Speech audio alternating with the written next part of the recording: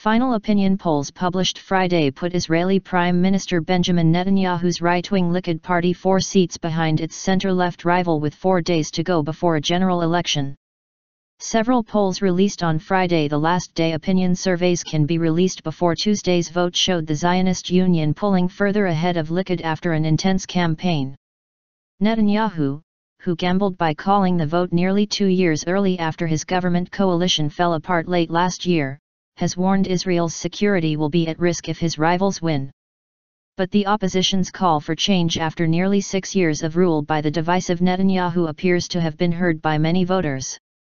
A poll in the top-selling Yediot Aharonot newspaper showed the Zionist Union winning 26 of the 120 seats in the Israeli parliament, or Knesset, against 22 for Likud.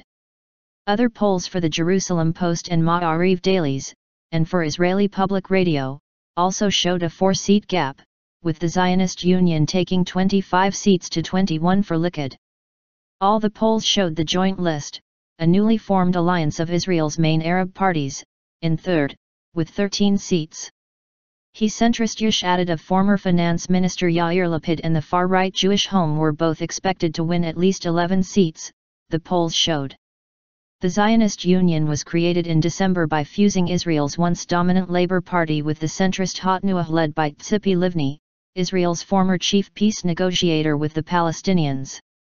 Should they form the next government, the parties have agreed on a 2-year rotation for the premiership, with Herzog taking the first tenure. Under Israel's proportional vote system, instead of electing individual members of the Knesset, voters choose party lists, with seats distributed according to the percentage of the vote received. Even if it does win the most seats, the Zionist Union will not necessarily be tasked with forming the next government. With polls showing Netanyahu's natural allies on the right likely to win the most seats overall, he has a clear advantage in piecing together a coalition and may instead be tasked by President Reuven Rivlin with forming a government. Still, a clearly frazzled Netanyahu has stepped up his rhetoric ahead of the vote, urging supporters to prevent a victory for his rivals. If we don't close the gap within the next few days, there is definitely a danger that Herzog and Livni will be Israel's next prime ministers, Netanyahu told Channel 2 television late Thursday. Yediot Aharonot analyst Sima Kadman said a lot could still change before polling stations open on Tuesday.